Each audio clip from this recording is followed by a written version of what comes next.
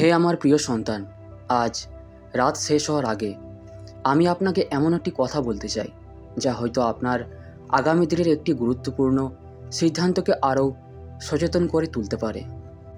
এই ভিডিওটি যদি কোনো কারণে ঠিক এখন আপনার সামনে এসে থাকে তাহলে সেটিকে অন্তত শেষ পর্যন্ত শুনুন, কারণ অনেক সময় সবচেয়ে বড় ক্ষতি হঠাৎ করে হয় না।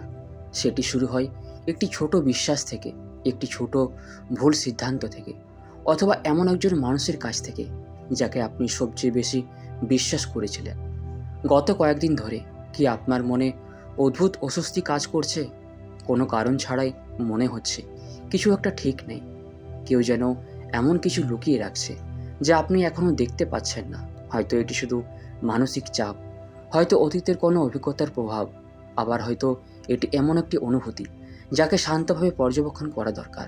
আজকের এই ভিডিওটি কোনো নিশ্চিত ভবিষ্যদ্বাণী নয়, এটি একটি প্রতীকী গল্প, একটি ইউনিভার্স মেসেজ যা আপনাকে নিজের জীবন, সম্পর্ক এবং সিদ্ধান্তকে আরও সচেতনভাবে মূল্যায়ন করতে সাহায্য করতে পারে। চোখ বন্ধ করুন, একটি পুরনো বাড়ি কল্পনা করুন। বাড়িটির প্রতিটি জানালা বন্ধ, চারদিকে গভীর নীরবতা। আপনি ধীরে ধীরে ভেতরে প্রবেশ করলেন, দেখলেন সব কিছু স্বাভাবিক, কিন্তু অদ্ভুতভাবে মনে হচ্ছে কে যেন অনেকক্ষণ আগে এখান থেকে চলে গেছে। টেবিলের উপর একটি খোলা চিঠি, চিঠিতে মাত্র একটি লাইন লেখা যা চোখে দেখা যায়, সত্য সবসময় তাই নয়। আপনি চারদিকে তাকালেন, কিছু অস্বাভাবিক নয়, তবু মনের গভীর একটি প্রশ্ন জেগে উঠল। আমি কি এতদিন ভুল মানুষকে বিশ্বাস করে এসেছি?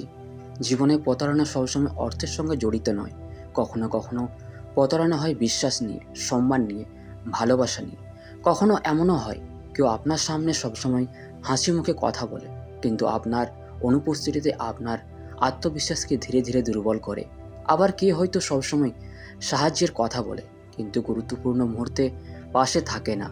এসবই আমাদের থামিয়ে ভাবতে শেখায়, আমি কি মানুষকে তাদের কথাই বিচার করছি নাকি তাদের কাজে? আপনার আশেপাশে কে হয়তো একটি মুখোশ পরে আছে। এই মুখোশ সবসময় মিথ্যার নয়, কখনো কখনো এটি ভদ্রতার মুখোশ, কখনো স্বার্থের, কখনো ঈর্ষার। আর সে কারণেই প্রথম দেখায় সত্যকে চেনা কঠিন হয়, কিন্তু এটাই সবচেয়ে ভয়ঙ্কর অংশ নয়।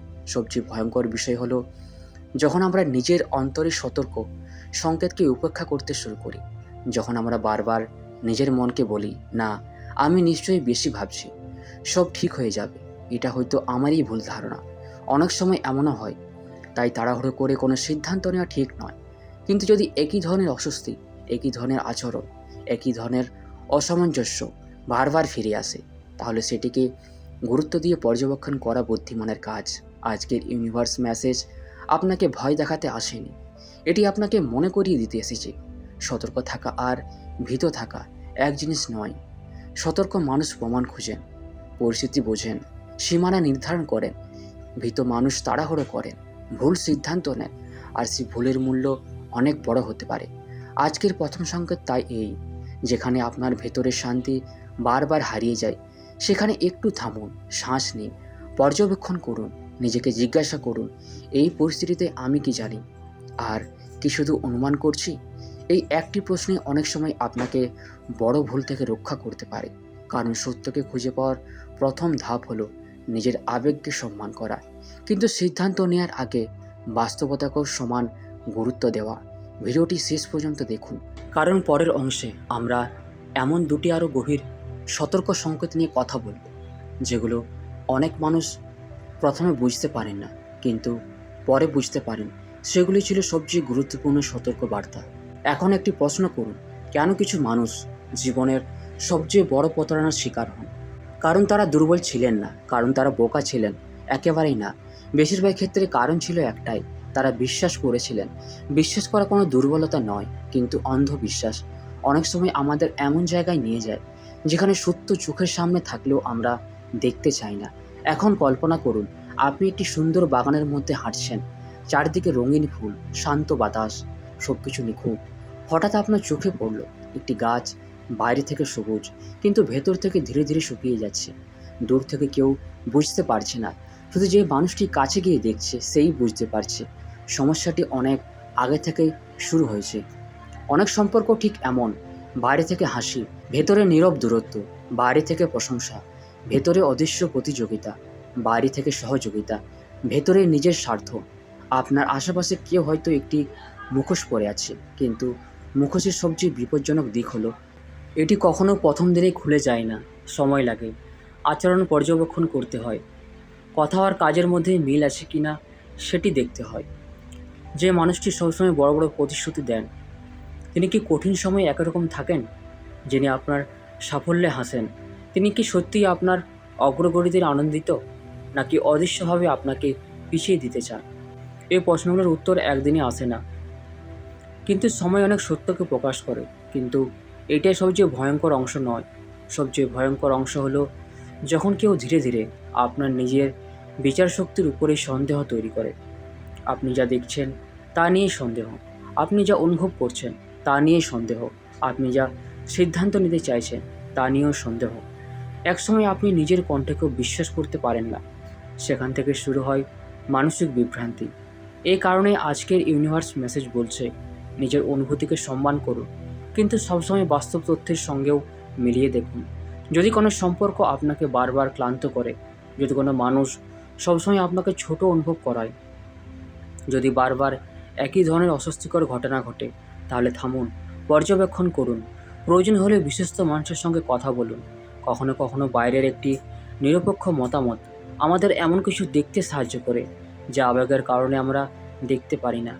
এখন আসি তৃতীয় সতর্ক সংকেতে। এটি সবচেয়ে নীরব কিন্তু সবচেয়ে শক্তিশালী। আপনি বারবার একটি সিদ্ধান্ত পিছিয়ে দিচ্ছেন, কারণ ভয়, কারণ দ্বিধা, কারণ আপনি ভাবছেন আরও একটু অপেক্ষা করি। ঠিক সেই সময় একই বিষয় বারবার আপনার সামনে আসতে শুরু করে। একই শিক্ষা, একই পরামর্শ, একই প্রয়োজনীয় পরিবর্তন।